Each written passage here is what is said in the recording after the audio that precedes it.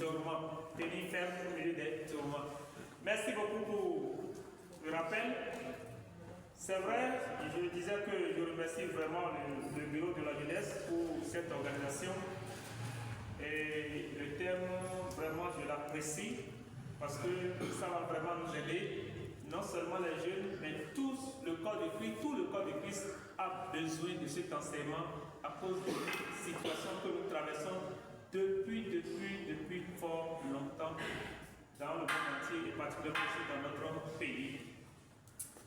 Donc, nous allons faire un peu état de lieu, disant qu'aujourd'hui, garder la foi en tant que jeune chrétien, ce n'est pas facile. Étant jeune, garder la foi, ce n'est pas du tout facile. Parce qu'il y a assez de choses qui nous entourent, qui nous habillent. Ces choses-là font la pression sur nous et nous obligent même des fois à abandonner la foi. Et nous savons également que dans le monde entier, également, spécialement aussi dans notre pays, il y a la difficulté financière. Où trouver de moyens financiers pour subvenir à ses besoins. Il y a tout ça là qui se présente devant nous étant chrétiens encore aujourd'hui. Autre chose encore qui se passe dans le monde, lorsque je suis étudiante ou étudiant, je suis élève ou écolier, je suis quelqu'un qui est en train d'apprendre un métier dans un centre de formation. Tous ces milieux-là présentent des situations difficiles. Étant chrétiens, nous avons souvent dans ces milieux aussi des défis qui se présentent à nous. Et sans la présence du Saint-Esprit et sans Dieu, il n'est pas facile de relever les défis qui se présentent à chacun de nous dans ce genre de milieu. Il y a aussi les persécutions. Étant chrétiens, nous sommes menacés à cause de notre foi en Christ. Il y a les maladies par-ci, par-là. Nous avons aussi la trahison qui, entre même deux croyants, on ne sait plus qui est fidèle à Dieu, qui a vraiment un bon engagement dans sa relation avec le Seigneur. Il y a toutes ces situations-là que nous vivons, nous traversons aujourd'hui. Il y a aussi les crises émotionnelles, c'est-à-dire la situation que je traverse, je n'ai pas la paix qu'il faut dans le cœur. Je cherche souvent à dire comment traverser cette situation, comment surmonter cette situation. Et étant jeune aussi, il y a aussi surtout la difficulté qui se présente à nous dans le choix de nos métiers et en même temps dans le choix de qui va rester avec nous durant toute notre séjour sur la terre. Est-ce qu'on est ensemble? Oui. Okay. Donc, il y a toutes ces choses-là qui se présentent à chacun de nous aujourd'hui étant chrétiens. Avec tous ces problèmes d'actualité que nous vivons, c'est-à-dire ces problèmes que nous traversons aujourd'hui, nous pouvons dire que le terme que les jeunes de l'église de Banikani font se sont donnés pour comprendre vraiment comment traverser ces genres de situations. Vraiment, vous méritez vraiment un grand remerciement parce que vous voulez évoluer. Attendez pour vous, s'il vous plaît.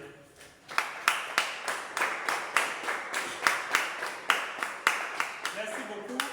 Et ce thème intitulé Comment tenir ferme au milieu des tourments est vraiment le bienvenu. Et le but que nous allons poursuivre pour le développement de ce thème, nous allons nous encourager, étant chrétiens, nous allons nous encourager. Ensuite, nous allons nous équiper, étant croyants, nous allons nous équiper à rester, c'est-à-dire les éléments dont nous avons besoin pour rester fermes dans la foi. Nous allons voir ces genres d'éléments. Également, dans notre but, nous verrons aussi comment faire confiance à Dieu malgré les épreuves et les défis de la vie. Comment faire confiance en Dieu avec tous les tourments, toutes les difficultés, toutes les souffrances qui nous cohabitent. Comment rester ferme, avoir confiance en Dieu dans ces difficultés. Et également, nous verrons se mirer à travers les exemples bibliques. Si nous sommes chrétiens, nous avons une base, nous avons une base, c'est-à-dire notre boussole, la parole de Dieu. Comment s'imprégner, comment appliquer la parole de Dieu dans sa vie afin devoir traverser toutes ces difficultés-là que nous vivons aujourd'hui. Et pour atteindre ces différents buts, nous allons comprendre le sens biblique des épreuves. Le sens biblique des épreuves. Ensuite, nous allons voir également comment tenir ferme face aux difficultés. Et ensuite, pourquoi tenir ferme face à ces épreuves. Résultat qui va, c'est-à-dire, nous allons où est-ce que nous allons atteindre? Effectivement, si la jeunesse de Banikanifon, de l'église de Banikanifon, avait donné cette soirée pour vraiment s'édifier dans la parole de Dieu, si vous êtes déjà là, c'est parce que vous êtes donné l'objectif que je dois être là. Vous vous êtes donné cet objectif. Par rapport à ce thème, c'est-à-dire quels seront les résultats que nous voulons dans la vie de chacun de nous, dans nos propres vies, après le développement de ce thème. Les épreuves, nous allons voir que les épreuves sont des échelons pour la foi chrétienne. Les épreuves, c'est-à-dire chaque fois que je traverse une difficulté, chaque fois que je traverse des situations difficiles, c'est comme des échelons sur une échelle, c'est-à-dire je suis en train de grandir comme ça chaque fois que je traverse des difficultés. Et là, nous allons voir en même temps que sans difficulté, pas de vie chrétienne appréciée par Dieu. Nous devons avoir ça déjà en tête. Ensuite, comment tenir ferme pendant les épreuves? Voilà que les situations difficiles me cohabitent. Je regarde à gauche, c'est les difficultés, à droite, c'est les difficultés, devant comme en arrière, c'est les difficultés. Est-ce que je suis le seul dans ce monde qui traverse toutes ces choses-là? Oh Seigneur, c'est moi seul, tout ça là. Il n'y a pas quelques minutes de paix pour moi dans ma vie? Oui, comment faire? Conduite à tenir. Comme le disent les médecins ou bien les infirmiers, quand ils font leur diagnostic là, quand ils prescrivent leurs médicaments, conduite à tenir. Comment prendre ces genres de médicaments pour avoir le soulagement? C'est-à-dire, quelle conduite à tenir pour autant de difficultés, autant de souffrances, pour traverser cette situation-là facilement selon la volonté de Dieu. Et la victoire est garantie en Christ. Nous devons le savoir. Le plan qui va nous permettre de comprendre ce thème, nous allons introduire le thème, nous allons donner la définition conceptuelle et l'origine des tourments. Nous allons définir quelques concepts et donner l'origine des tourments. Et dans cette première partie, nous allons définir certaines expressions et ensuite chercher à connaître pourquoi tant de tourments aujourd'hui dans le monde.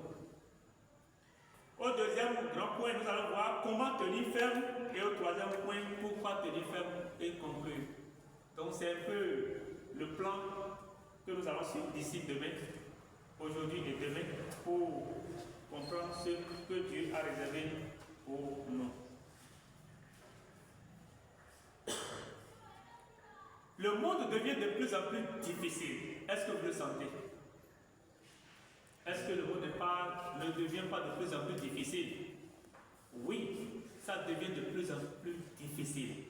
Parce qu'il y a de cela 20 ans, si tu vas au marché avec un billet de 10 000, si tu achètes des choses, tu dois chercher la voiture avant de ramener ce que tu as acheté à la maison. Mais aujourd'hui, si tu as 100 000, tu ne vas même pas chercher Koboto pour ramener ce que tu as acheté à la maison.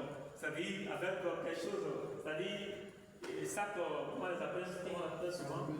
Voilà, le côté là, si tu as ça avec, si tu vas au marché avec ça aujourd'hui, même avec 200 000, ça ne va pas remplir si tu veux vraiment satisfaire à tes besoins.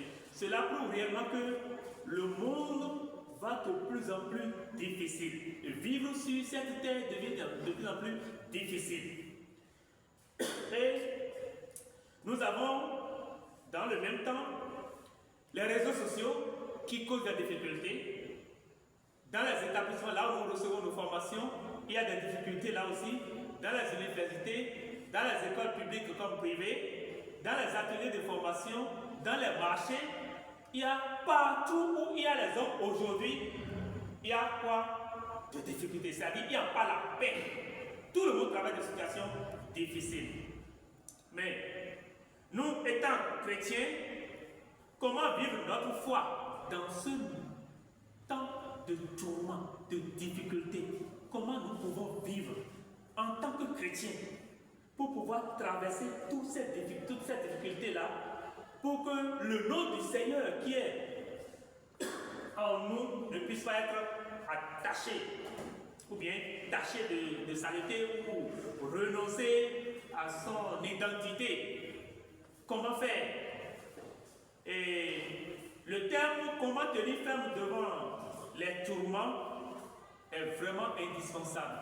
Et même si nous finissons d'ici demain avec le développement de ce terme, je vous encourage toujours à méditer sur ce terme pour le bien-être spirituel de chacun de vous.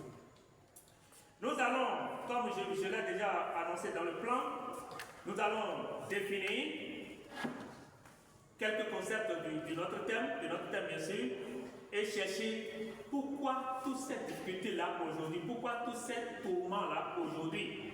Et enfin, nous allons voir comment tenir ferme et pourquoi tenir ferme. Ce n'est pas pourquoi il y a les tourments. En ce moment-là, ce sera pourquoi tenir ferme devant les tourments. C'est ça que nous allons chercher.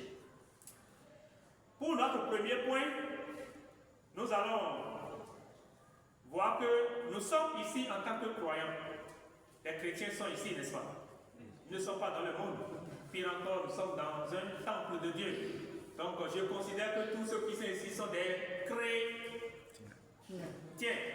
et chrétiennes. Merci beaucoup. Donc, nous sommes avec le corps de Christ. Donc là, je ne vais plus m'attarder trop à définir ce que c'est que croyant. Nous savons très bien que le chrétien, c'est celui qui a Christ dans sa vie. Christ siège au centre de ce dernier. Il a déjà décidé d'être enfant de Dieu, c'est-à-dire il a décidé de recevoir, il a pris un engagement pour servir le Seigneur durant toute sa vie. C'est celui-là qu'on appelle chrétien, c'est celui-là qu'on appelle croyant. Mais souvent, moi, je n'aime plus utiliser le terme chrétien depuis un certain temps parce que c'est un peu vulgaire. Avant, là, c'est bien. Mais aujourd'hui, j'utilise plus le mot croyant. Croyant en Christ, celui qui croit en Christ. Donc, nous devons savoir que nous sommes tous des chrétiens ici, sans exception, n'est-ce pas? Ou bien nous allons aider encore quelqu'un à recevoir Christ d'abord, parce que ce que nous aurons à développer concerne ceux qui sont en Christ. Comment ils vont traverser? S'il y a des gens qui n'ont pas encore Christ dans leur vie, c'est très simple. Arriver à la maison, tu t'agenouilles, toi seul, dans un milieu calme, tu pries le Seigneur, tu ouvres ton cœur, reconnais que tu es pécheur et tu demandes à Dieu. Tu demandes à Jésus de rentrer dans ta vie et tu prends désormais la décision de marcher avec lui durant toute ta vie. Tu fais cette prière-là, en même temps l'Esprit Saint rentre dans ta vie et c'est lui qui va t'aider à marcher selon la volonté de Dieu. On est ensemble? Oui. Ok. Donc, tenir ferme, ça veut dire quoi? Ça veut dire résister. Résister, ne pas céder, se défendre, opposer une résistance à quelqu'un ou à quelque chose. Tenir ferme, ça veut dire tenir bon.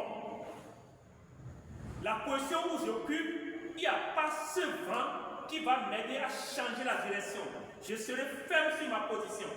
Tenir bon, c'est ne pas céder à la tentation, ne pas céder.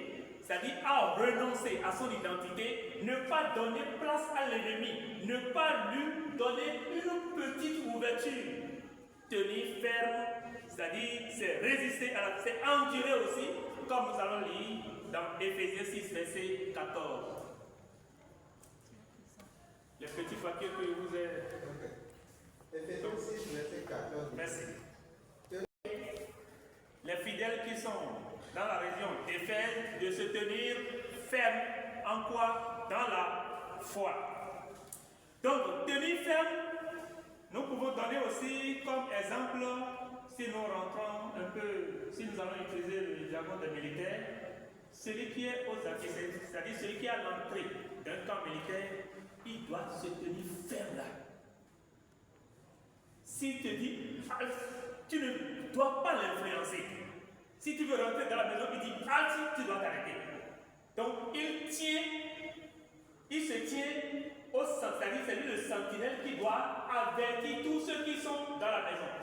Tenir ferme, c'est quelqu'un, on peut comparer ça à celui-là qui est à l'entrée d'un camp militaire.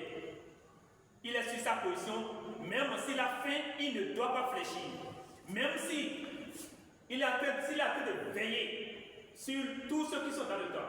Et même s'il voit un serpent s'approcher de lui, il doit se tenir ferme, il ne doit même pas commencer par se distraire, ni même s'il y a un tourbillon même qui tourne en ce moment-là, il ne doit pas fléchir.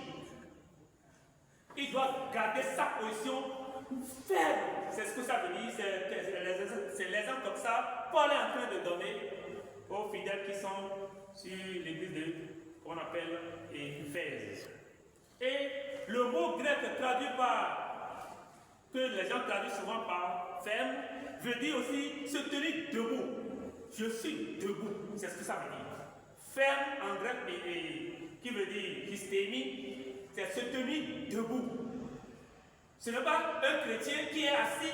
Tenir debout veut dire tenir debout dans la foi. Je ne suis pas assis, je ne suis pas couché, je ne suis pas, c'est-à-dire, je n'adopte pas la position que je veux par rapport à ma foi, mais je suis debout dans la foi. Je me tiens ferme dans ma foi. Ça veut dire fixer. Je place ma foi où? Ça dépend aussi de la position là où j'ai placé ma foi. Ma foi est placée où? Si ma foi est placée sur la terre, je dois vivre comme ceux qui sont sur la terre. Si ma foi est placée au ciel, là où Christ est assis à la droite du Père, ça veut dire que je vais minimiser tout ce qui se passe sur la terre. Rien ne va me faire peur. Ta foi est placée où? Donc ça dépend de là où j'ai placé ma foi. Et c'est ça qui va m'aider à traverser les situations. C'est-à-dire, si vous voyez même, on est en train de lapider, on va venir sur ces choses-là, lapider Étienne, mais lui ne se voit pas comme celui qui est sur la terre. Il est fier, il est content. Tout le monde voulait lui lancer de la pierre pour le tuer, mais il réjouit, dit Seigneur, pardonne-les, car ils ne savent pas ce qu'ils font. Il a hérité ça de son maître. Celui qui est ferme dans la foi veut dire avoir confiance en son maître. Demeurer ferme sur les décisions, sur la parole de son maître, créateur du ciel et de la terre, Jésus-Christ, à l'image de Dieu. Ça veut dire aussi, je suis prêt. Tenir ferme. Je suis prêt pourquoi? Quelles que soient les difficultés. Je ne vais jamais renoncer à mon identité. Tenir ferme veut dire être prêt. Je suis prêt pour la mort. Est-ce qu'on peut le dire? Aujourd'hui, oui, c'est bon à dire. C'est facile à dire, mais quand le vent souffle, que le Seigneur va nous aider. C'est une décision, je reste ferme sur mon engagement. Je suis inébranlable. Aucune chose ne va me perturber, me tourmenter, c'est-à-dire me déloger. Si quelqu'un a la parole de Dieu, si quelqu'un c'est-à-dire décide d'être ferme sur son engagement, c'est cela seul qui fera de lui un bon chrétien, un chrétien engagé pour le Seigneur, un chrétien à qui Jésus a confiance. Quand Dieu va t'envoyer dans ton établissement, Jésus va t'envoyer là-bas, il sera fier. Oui, mon enfant là, non, rien ne peut lui arriver. J'ai confiance en lui. Dans ta boutique, dans ton centre de formation, ainsi de suite, dans ton boulot, ainsi de suite. Jésus sera fier de toi. Il sait que toi qui es son enfant là, tu ne vas pas le honner. Il sera fier de toi si tu tiens ferme. C'est ça Dieu veut. Et nous en avons aujourd'hui besoin terriblement aussi. Beaucoup de choses se passent aujourd'hui et si nous ne nous engageons pas à rester fermes dans la foi, nous allons faillir. Parce que avant on disait la jeunesse est l'église de demain. C'est faux depuis 10 ans. Cette expression-là, c'est faux depuis 10 ans. La jeunesse, ce n'est plus l'église de demain. C'est l'église d'aujourd'hui. C'est l'église même. C'est ça. C'est l'église même. Et les enfants, ce sont les enfants qui sont eux qui seront serviteurs. Non, c'est à partir d'aujourd'hui. C'est déjà aujourd'hui que le Seigneur nous aide. Donc, nous allons lire, toujours tenir ferme, un roi. Qu'est-ce qui s'est passé à ce niveau-là? Un roi 19-18. Vous allez vous tenir debout et lire. Tous ceux qui n'ont point fléchi les genoux devant battre et dont la bouche ne l'a point baisé. C'est Dieu. Il a dit qu'il va faire quoi? Il va laisser combien? 7000 hommes. Qui n'ont pas fait quoi? Ce sont eux-là qui ne se sont, c'est-à-dire, qui ne se sont pas fléchis devant Baal, devant les fétiches. Ceux-là qui sont restés fermes, que Dieu a décidé de les maintenir. C'est une décision que Dieu a prise par rapport à ceux-là qui sont restés fermes devant le fétichisme. Mais aujourd'hui, qu'est-ce qui se passe? Est-ce que je peux vraiment dire que je suis chrétien partout où je passe? Est-ce que je peux le dire? Partout où je passe aujourd'hui, est-ce que tu peux dire que tu es chrétien? Que tu es croyant en Christ? Est-ce que tu peux le dire? Ceux-là qui n'ont pas fléchi leurs genoux, c'est ceux-là que Dieu a besoin aujourd'hui. Dieu veut que tu sois quelqu'un qu'il a réservé.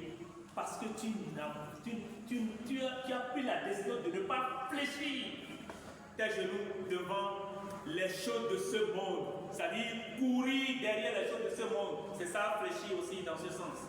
Si quelqu'un est chrétien, demi-chrétien, demi-croyant, demi-païen, demi-chrétien, si quelqu'un de ce genre, ça c'est terriblement grave. On ne peut jamais avoir deux identités. Je suis chrétien ou je ne l'ai pas.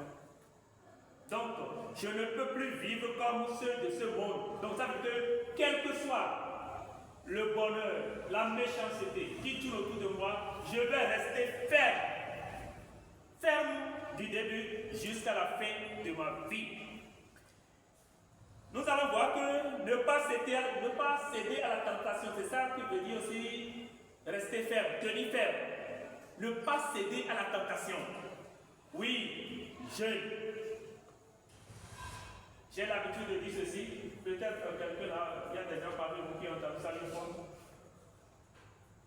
Si tu vas traverser de la classe de 6e en terminale, à l'université, première année jusqu'au doctorat, si on ne t'insulte pas, va revoir ta vie chrétienne.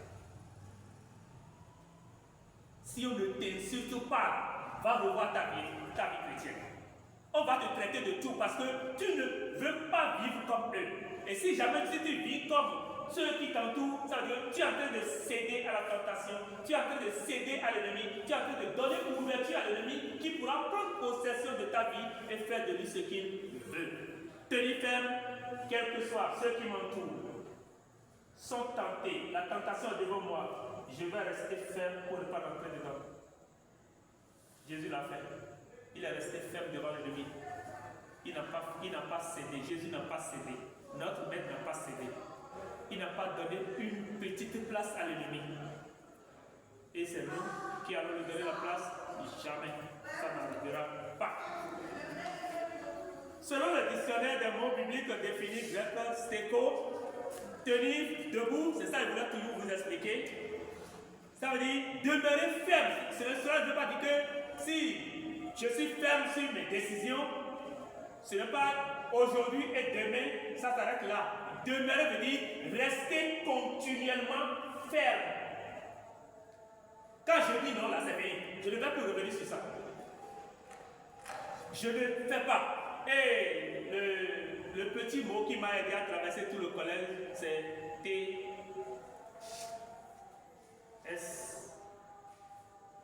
Tosca. T-S-C. Ça veut dire quoi? T-S-C. C'est ça qui m'a aidé à traverser tout le collège. Et en terminale, les gens vont bien. Ils m'ont bien insulté. Tout sauf ça. Tout sauf ça. Ce que tu me présentes là, non, ça n'est pas dedans. Le piège que tu as pris de temps là, ça là, ne suis pas dedans. Tout sauf ça. Je peux dire tout, faire tout, mais ce qui va salir mon identité, je mets une croix là-dessus. Je ne suis pas dedans. Tenir ferme, c'est-à-dire respecter son engagement. Si j'ai décidé un jour devant le peuple de Dieu ici que je suis chrétien, c'est un engagement que j'ai pris devant le Seigneur. Je dois rester ferme sur cet engagement-là durant toute ma vie, partout où je passe. Car demeurer ferme, rester toujours ferme. Comme on le dit souvent à certaines personnes, si tu vas conserver là, le premier mot que tu as bronzé, il faut toujours bronzer jusqu'à la fin. Il ne faut jamais changer de version. Oh, la vérité finira toujours par s'éclater. Mais chez nous les chrétiens, nous devons être certains que ce que nous disons, nous devons le faire. Nous devons rester fermes sur notre engagement. Tenir debout dans la foi. Lisons Marc 11, 25 et surtout Philippiens 1, 27 pour celui qui l'a. Marc 11, 25 dit ceci. Et lorsque vous êtes debout, faisant votre prière, si vous avez quelque chose contre quelqu'un, pardonnez, afin que votre Père qui est dans les cieux vous pardonne aussi vos offenses. Que le Seigneur bénisse sa parole. Obéis à la parole de Dieu. Philippiens 1, 27 dit quoi? Conduisez-vous d'une manière digne de l'évangile de Christ, afin que, soit que je vienne, j'allais dire, vous voir, soit que je reste absent, j'entende dire de vous que vous demeurez ferme dans un même esprit, combattant d'une même âme pour la foi de l'évangile. Amen. Que le Seigneur nous bénisse. Paul dit, je dois entendre de vous que vous demeurez toujours ferme. Il ne faut pas céder. L'ennemi ne dort pas, mon frère, ma soeur. Notre ennemi ne dort pas. Donc, ce n'est pas à nous de dormir. Il a plusieurs manières de nous tromper. S'il passe par la gauche, il ne réussit pas, il va passer par ton ami sincère. Celui que tu choisis comme ami sincère, il peut passer par là. Il peut passer par ton propre frère, même en Christ. Qui lui laisse l'entrée. Il peut passer par lui pour te faire quoi? Pour te renoncer à ton identité. Donc nous devons savoir que ce que Paul a dit ici, ça vient de Dieu. Dieu veut que nous demeurions fermes. Rester toujours ferme sur notre engagement. Je suis chrétien, point, ça s'arrête là. Je dois le devenir jusqu'à la fin. Ce n'est pas que je suis chrétien dans ce mois, ça ne veut pas que je suis chrétien à l'église et à la maison je suis autre. Dans les autres centres, je suis encore autre personne. Non. Je ne suis pas fantôme, donc qui va se déguiser. Donc, que le Seigneur aide chacun de nous. Tenir debout dans son identité, c'est ne pas salir le nom que tu portes. Ne pas salir le nom de notre Seigneur. Ne pas perdre son identité chrétienne. Ne pas tourner la veste. Oui, il y a beaucoup de chrétiens. Ils viennent à l'entrée là, ils déposent leur veste, ils rentrent dans le temple, ils adorent le Seigneur, ils retournent, ils prennent encore la veste et ils continuent. Ils ne sont chrétiens que les dimanches. Ils ne sont chrétiens que les jours de rencontre intersemaine. Ça, ce n'est pas la vie chrétienne. pas la vie chrétienne.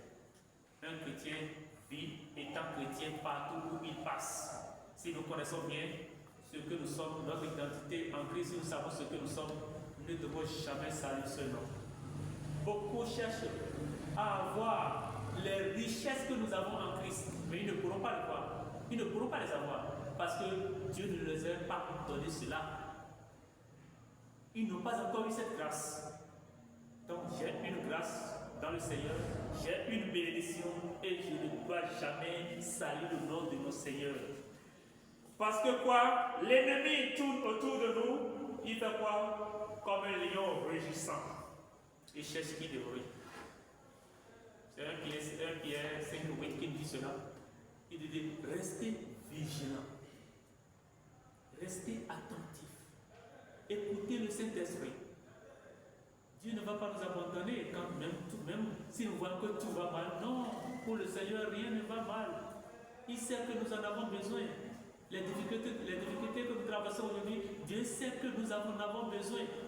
Souvenez-vous du temps de Covid. Combien de fois tu jeûnes en semaine? Il y a des gens qui ont jeûné toute une semaine, 3 jours, sur 3 jours.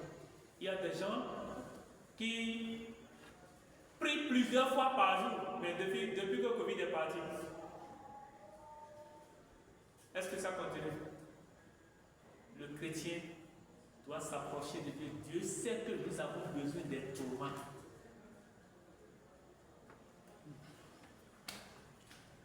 Sans ça, on ne peut pas s'approcher de lui. Il sait que nous en avons besoin. Des difficultés, il sait que nous en avons besoin. Parce que c'est ça seul qui nous pousse vers lui. Quand l'ennemi tape des fois, on court vers le Seigneur, n'est-ce pas? Oh Seigneur, sauve-moi, sauve-moi, sauve-moi. Quand le Seigneur protège quelqu'un, ça se passe souvent avec les gens qui invitent les pasteurs, venez m'aider à ouvrir mon atelier, mon centre de formation, mon centre. Et aussitôt le pasteur court, il prie avec les anciens, il s'en va là-bas, il prie, on ouvre, on acclame le Seigneur. 2 mois après, cette dame ou ce frère, oh pasteur, je suis très occupé, hein? Ça marche, je n'ai plus le temps même de venir à l'église, à la prière, c'est parce que les prières viennent de trop. Oui, c'est ça. Et quand Dieu va enlever sa main, l'ennemi va taper. Qu'est-ce qui va se passer? Il va courir pour l'église. Dieu sait ce qu'il fait. Nous en avons besoin, les amis. Ça fait partie, c'est-à-dire, c'est de cette manière. D'autres personnes sont bien travaillées. Et donc, pour souffrir pour Christ, ne leur dit rien. Souffrir pour la bonne cause selon eux, ne leur disent absolument rien. Pourquoi? On les a inculqué cela. Vous entendez quelque chose avec moi? Vous êtes en train d'écouter quelque chose avec moi? Oui. Même si c'est faux, Dieu ils adorent. Nous pouvons le dire. Mais qu'est-ce qui se passe? Ils le respectent. La manière dont ceux que j'entends là, ceux qui sont là, c'est-à-dire adorent, soi-disant, selon eux, Dieu, ils ont du respect. Ils ont du respect. Mais qu'est-ce qui se passe au milieu des croyants aujourd'hui, des chrétiens que nous sommes? Ça ne dépend pas. Jusqu'à ce qu'on dit que le monde est venu s'installer au milieu de l'église. Deux identités, ça ne peut pas rester ensemble. C'est peut-être ceux qui sont à l'église ne sont pas convertis. Ne se sont pas convertis. C'est simple. Si on dit que le monde est rentré dans l'église, ça veut dire que l'église est remplie de gens non convertis. Terminez pour nous. Non convertis.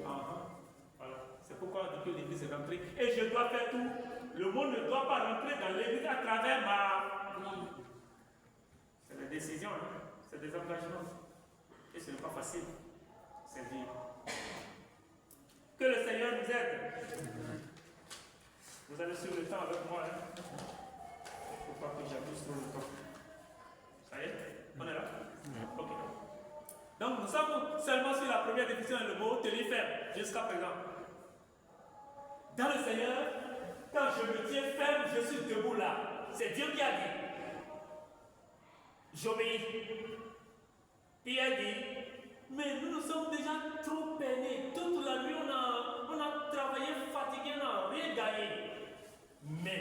que tu as dit, je vais le faire. C'est tenir ferme ça. C'est une assurance. Il doit venir. Obéir à Christ. Quelles que soient les difficultés, quels que soient les tourments, je dois lui obéir. Je ne dois en aucun cas salir mon identité. Est-ce que tout le monde est prêt avec tenir ferme d'abord? Est-ce que tout le monde comprend là d'abord? Tenir ferme, ce que ça veut dire. Hein? Est-ce que tout le monde comprend ce que ça veut dire, tenir ferme? Hein? Non, c'est non. Mon oui, c'est oui. Et oui ou non doit être en Christ. Et non selon ce que je veux. On est là? Que le Seigneur nous aide. Nous devons tenir ferme. Le genou qui ne tient pas ferme ne peut pas aller au mariage. Le jeune qui ne tient, jeune fille comme garçon, qui ne se tiennent pas ferme, ne peut pas aller au mariage. Il ne peut pas faire la volonté de Dieu dans ce sens. Donc, il doit savoir comment marcher. Il ne peut pas marcher comme ça et comment vivre sa vie. C'est ça que je voudrais dire. Il doit le savoir. Sinon, il ne pourra pas faire la volonté de Dieu. Il ne peut pas avoir la bénédiction que Dieu a réservée pour ceux-là. Il ne peut pas l'avoir. Nous sommes au milieu des jeunes. Que le Seigneur vous bénisse. Parce que si vous ne tenez pas ferme, ils vont vous trahir. Je parle des filles dans ce sens. Ils vont vous trahir. Tenez ferme. Ne cédez pas. N'ouvrez pas. Fermez. Ce n'est pas encore le moment. Ne cédez pas. Ne cédez pas. Si vous cédez, après là-bas, c'est des pleurs. C'est des situations difficiles qu'on se crée lui-même. Nous allons revenir tout à l'heure sur les causes, les difficultés que nous traversons. Nous allons les voir tout à l'heure dans la suite. Il ne faut pas que nous soyons l'auteur des situations difficiles dans nos vies. Tiens-toi ferme. Tenir ferme, ça veut dire quoi encore? Toujours présent devant le Seigneur. Nous allons accuser la pluie tout à l'heure. Celui qui tient ferme ne vient jamais devant le Seigneur en retard. C'est respecter son engagement devant le Seigneur. Tenir ferme. Il est là à l'heure. C'est ça. Vous entendez quelque chose avec moi? Quand je voudrais parler de l'autre côté. Vous entendez quelque chose? Si l'heure sonne, tu peux être là pour acheter. Il te laisse, il fait ce qu'il doit faire d'abord. Mais le croyant attend que vous. Oh, venez acheter, venez acheter. Je veux fermer. Oh, il est bien là, il ne veut pas fermer. Il attend toujours le dernier client qui va venir à 20h30. Oh, il est déjà l'heure. Il sera en train d'attendre déjà la fin. Je veux voir, la prochaine fois, je vais partir. Oh, Seigneur, pardonne-moi. Et pour la même erreur, même offense, tous les jours, il dit Seigneur, pardonne-moi. Seigneur, pardonne. Seigneur, pardonne. Juste avant. Et je vais passer par là en même temps pour dire que tenir ferme, c'est ne jamais venir à l'église en retard. Je dis et je répète, j'ai constaté cela. Depuis un certain moment, les gens viennent toujours en retard. Et vous savez que dans votre établissement, si le portail est fermé, si le professeur rentre, je ne vais pas avoir d'université là-bas, presque tout est fermé là-bas. Même si seulement en composition, on va te dire de rester dehors. Mais dans certaines universités, ça ne peut pas se passer. Si le professeur rentre, c'est fini. On sait qu'à l'université, vous êtes déjà des adultes. Si vous savez ce qui vous a amené là, vous ne pouvez plus vous comporter comme celui qui va du pied ou bien celui qui ne connaît pas ce qu'il cherche. Donc, et en pire encore pour les croyants chrétiens que nous sommes, venir devant le Seigneur retard. Les conséquences de venir à l'église en retard, aller chercher nous, c'est énorme. C'est énorme. Si on rentre dans ce détail-là, vous n'allez plus jamais venir devant le Seigneur en retard. À 3 jours, si les enfants de Dieu allaient rencontrer le Seigneur, ils se préparent déjà 3 jours à l'avance. 3 jours à l'avance. Nous sommes dans la grâce. Christ est avec nous. L'Esprit Saint est là. Oui. Et c'est à cause de ça que nous allons faire de notre Seigneur ce que nous voulons. On va dans certaines églises. La chorale joue, il finit d'abord de jouer avant que les gens commencent à venir. On chante pour les bancs. On chante pour les tables et bancs. Les bancs, et sur les bancs vont se convertir. Les bancs vont louer le Seigneur. C'est une insulte, les amis. C'est une insulte. On ne va en aucun cas manquer l'adoration au début du culte et venir après. C'est pour dire que c'est moi le patron de cette église-là. Je peux venir quand je veux. C'est ce que ça veut dire. Venir en retard, c'est d'aller, tu te déclares patron. C'est comme ça. Devant qui? Devant le Seigneur. Ménageons nos efforts comme ça. Pour que on ne parle plus. C'est-à-dire, si je m'engage pour être ferme avec mon Seigneur, cette petite chose-là, je dois les débarrasser de ma vie. On est ensemble à l'obtenir ferme? Oui. Hein? Oui. Ok, que le Seigneur vous aide. Maintenant, nous allons rentrer un peu dans les tourments. Suivez avec moi. Jusqu'à 20. Hein? Jusqu'à 20h20. Dites 20h20. Allez, ok. Ok, d'accord, donc 15, ok. Là, je peux commencer par là. Donc, les tourments, c'est quoi? On peut définir tourment comme très grande souffrance. Une grande souffrance physique, morale ou spirituelle. Donc, ce n'est pas seulement physique. Souvent, nous voyons les tourments comme les difficultés, ce que nous voyons avec nos yeux, ce que nous traversons, on nous chicote, c'est-à-dire sur le plan physique. Il y en a aussi sur le plan moral, on est démoralisé. Il y a aussi surtout sur le plan spirituel, où on va te voir chaque fois, tu seras comme quelqu'un qui est en train de réfléchir sur quelque chose et on ne sait quoi, toi-même tu n'as pas trouvé de solution à cette chose-là et tu es comme, c'est-à-dire tu es étranger dans ton propre corps. Tu veux aller à Balikani et tu te retrouves devant Balikani français. Balikani le pas. Tu te retrouves devant la porte de Balikani le pas. C'est-à-dire que tu n'es pas présent dans ton corps. Parce que l'ennemi te présente des difficultés, parce que tu t'es créé toi-même des difficultés, parce que ceux qui t'entourent te créent des difficultés et tu n'es pas le cœur qu'il faut pour pouvoir faire quoi? Surmonter toutes ces choses-là. Tu n'as pas l'énergie qu'il faut pour dominer. Parce que, dites-nous, la souffrance, c'est quoi? Ce que nous entendons, les tourments là, ça ne va jamais finir. C'est jusqu'à la fin. C'est jusqu'à la fin. Ce n'était pas comme ça il y a 10 ans, mais ça s'augmente au jour le jour. Et d'ici 10 ans, qu'en sera-t-il? Donc, on peut définir aussi les tourments comme la torture, celui qu'on appelle torturer. Vivre la souffrance physique. Il y a les tourments de la faim. Je ne trouve pas à manger. C'est un problème. Je ne trouve pas les moyens qu'il faut pour recevoir telle ou telle formation. Il y a la maladie. Dieu a dit non. Il y a une maladie on a mis des maladies dans une porte bien fermée. Et toi, chrétien, tu es allé ouvrir la porte là. Qu'est-ce qui va se passer? Ça va t'envahir. Ou bien, quand tu gagnes cette maladie-là, ça va créer quoi? La souffrance dans ta vie. Ce n'est pas l'ennemi, c'est toi qui allais faire quoi? C'est toi qui allais ouvrir la porte là pour être envahi par ces mots-là dont j'ai cité tout à l'heure. Donc, il y a aussi les maladies, il y a la soif d'avoir quelque chose. Mais là, Jésus a dit quelque chose. Que ce que vous avez, que cela vous suffise. C'est-à-dire, le convoiter, j'allais dire. C'est-à-dire, chaque fois, je veux avoir telle chose.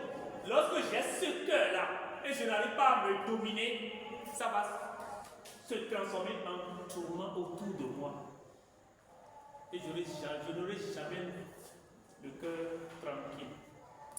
Les tourments sont ceux à quoi tous les chrétiens font face pouvant leur enlever leur identité ou la foi, c'est-à-dire le combat spirituel. Si c'est dans un autre milieu, on parle de tourment, on va seulement juste rester au milieu des difficultés physiques et autres, et quelque peu morales. Mais en notre sein, nous allons réellement, vraiment parler de tourment sur le plan spirituel. C'est ça le combat spirituel. Tout chrétien est un combattant. Et comment traverser tout, c'est-à-dire comment surmonter toutes les épreuves auxquelles nous sommes confrontés, les tourments, la souffrance qui nous cohabite là, comment les traverser? On va les avoir tout à l'heure, ou bien peut-être demain, si le temps ne nous le permet pas aujourd'hui. Donc, le chrétien que tu es, croyant que tu es, c'est que plus qu'un militaire, mais tu es un combattant. Il faut le savoir. Tu es un combattant et le combat spirituel c'est pour tous les croyants. Le jour où tu dis Seigneur, je te donne ma vie, en même temps, cette parole-là, c'est déclarer la guerre à l'ennemi qui va chercher tous les droits d'avoir dans son camp. Mais chaque fois que tu te poses, il va te créer des pièges par-ci, par-là et il te remettra de tenir ferme devant cette situation difficile et de quelle manière nous allons avoir plus tard. Donc, nous devons savoir que les tourments, ce n'est pas n'importe qui peut résister devant les tourments, devant les difficultés. Ce n'est pas n'importe qui pourra résister devant ce genre de difficultés dont nous sommes en train de parler. Donc, combattre par la foi, là, c'est clair dans Éphésiens 6, versets 10 à 18. C'est bien clair là. Si nous nous donnons les armes dont Paul a parlé dans Éphésiens 6, nous saurons que nous sommes réellement, étant croyants, étant chrétiens, que nous sommes des combattants, nous sommes des soldats qui ne doivent en aucun cas fléchir devant quoi que ce soit. Les origines des tourments, d'où viennent les difficultés que nous voyons aujourd'hui par-ci, par-là. Nous devons savoir que le monde dans lequel nous sommes présente des difficultés. Et étant chrétien, le combat pour les chrétiens, c'est depuis le jardin d'Éden. Ce n'est pas ça, ne date pas d'aujourd'hui. C'est depuis que l'homme a failli dans le jardin d'Éden, les difficultés sont nées parce que Dieu a créé l'homme. Il lui a donné tout ce dont il a besoin. Il a créé l'homme à son image. Nous voulons parler de l'origine des tourments et des difficultés que nous rencontrons aujourd'hui. Comme il a créé l'homme à son image, le jaloux, l'orgueilleux se révolte maintenant contre qui? Contre l'homme créé à l'image de Dieu. Et il veut que l'homme se révolte contre son créateur. Est-ce que vous comprenez ce que je suis en train de dire là? Hein? On est ensemble? Ok. Je disais que Dieu a créé qui? L'homme à son image. Il lui a donné l'autorité, le pouvoir de dominer toutes choses. Mais l'orgueilleux, vous connaissez l'orgueilleux, non? Oui. Parce qu'il y a devant des situations, même comme tel que ça ici, c'est pas bon de l'appeler même pas son nom, parce que c'est ce que lui veut seulement. Si tu l'appelles pas son nom, ça lui suffit largement. Ça lui suffit largement. Il veut, oui, si 15 personnes peuvent appeler mon nom par jour, c'est déjà glorifié. C'est ce qu'il dit des fois. Donc nous devons savoir que déjà que nous sommes créés à l'image de Dieu, nous avons le pouvoir de dominer, créé à l'image de Dieu. Ah, il est contre nous. C'est pourquoi il est allé dans le jardin d'Éden. Et il a fait tout pour que l'homme se révolte maintenant. L'homme veut devenir comme qui? Comme Dieu. L'homme veut être comme Dieu et connaître le bien et le mal. Voilà les conséquences, l'origine de nos problèmes. Allez, ouch! Dieu nous a sachés. Dieu, vous avez quoi? De ce jardin-là, et qu'est-ce qui s'est passé? Voilà les conséquences. C'est ça que nous traversons jusqu'à présent. Et ça ne va pas à la fin. C'est jusqu'à la fin du monde. Nous devons savoir aussi que l'ennemi étant vigilant, il introduit dans les cœurs de ceux-là qui croient en Christ l'idée de se révolter, ne pas tenir ferme. Non, il ne faut pas rester ferme. Non, une fois n'est pas coutume. Vas-y, une fois n'est pas péché. Personne n'est là. Regarde la gauche, tu n'es pas à l'église ici, mais fais ce que tu veux d'abord. Non, personne ne va te voir. Aussitôt tu acceptes de lui obéir, il va faire ramener en même temps un de tes frères. Tu vois ce que ton frère est en train de faire. Dieu, tu vois ce que ton enfant est en train de faire. C'est ce que ça va faire à Jonas, si je vois le voir dans le livre de Daniel. L'ennemi nous condamne. Donc nous devons rester quoi? Fermes dans nos engagements envers le Seigneur. Et la condamnation, il ne va jamais cesser si nous le permettons, si nous lui donnons du moins l'accès. Il va, c'est-à-dire, chaque fois que nous donnons place à l'ennemi, il va toujours avoir la main sur nous. Donc nous devons, qu'est-ce que Paul a dit? Résister lui. Il fera quoi? Parce que assez de nos tourments viennent de l'ennemi, de notre ennemi. Merci beaucoup. Nous devons savoir aussi que nos tourments, concernant les tourments, Jésus nous a déjà avertis, concernant l'origine des tourments. Jésus nous a déjà avertis, dit, vous aurez des tribulations dans le monde, Jean 15, 18 à 20. Si le monde m'avait reçu, qu'est-ce qui va se passer? Il va vous recevoir, le monde va vous recevoir, vous aussi. Nous avons été avertis, les disciples ont été avertis. Donc, dis-toi que si tu es chrétien, si tu donnes ta vie à Christ, ce n'est pas que tu vas vivre comme celui qui a dit miel dans la bouche. La vie chrétienne, ce n'est pas tous les jours miel dans la bouche. Le miel, du moins, excusez-moi beaucoup, le miel est de l'autre côté. Et ça va, on aura assez dans la bouche quand on sera là-bas. Aujourd'hui, là, c'est que ça vient dans notre bouche. Ce n'est pas d'accord la totalité. Déjà, nous goûtons la vie éternelle, mais nous ne sommes pas d'accord complètement dedans. Donc, la souffrance, nous souffrons à cause de ce nom-là qui est en nous, à cause de Christ que nous avons reçu. Et ce sera compte du temps, sinon je devrais m'arrêter à 20h20. Sinon, on peut lire et s'arrêter là et laisser le temps en question. Et Matthieu 24, verset 4 à 13. Vous me lisez ça, s'il vous plaît.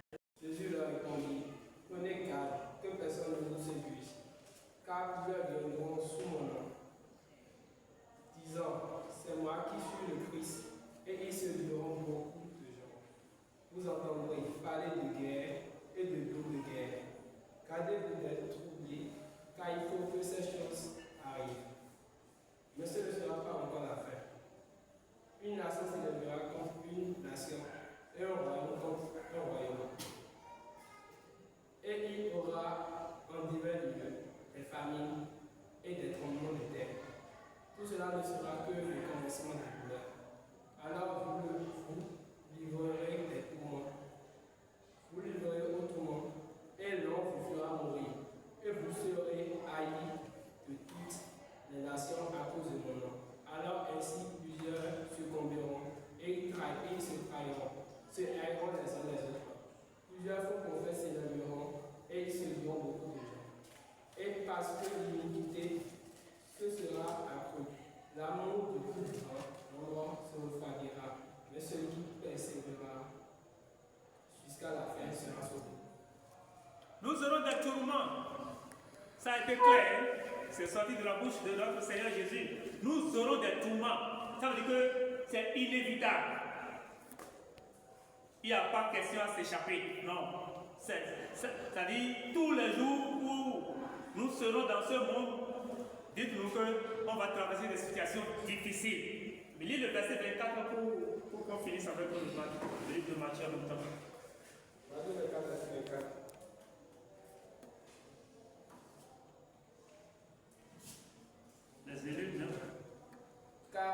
célébrera le faux Christ et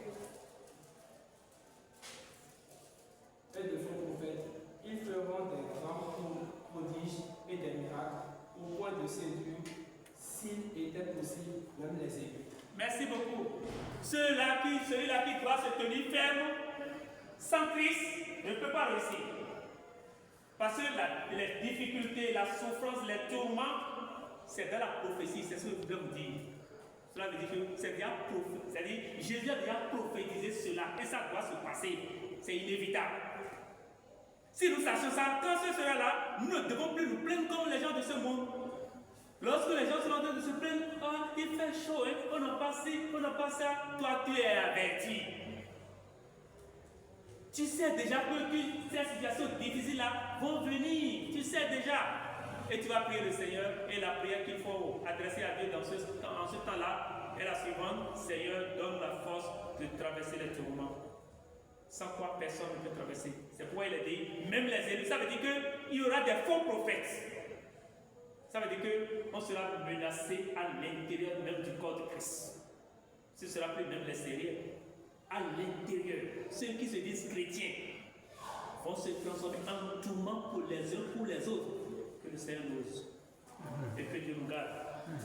Donc, nous allons arrêter là et laisser le reste du temps aux questions.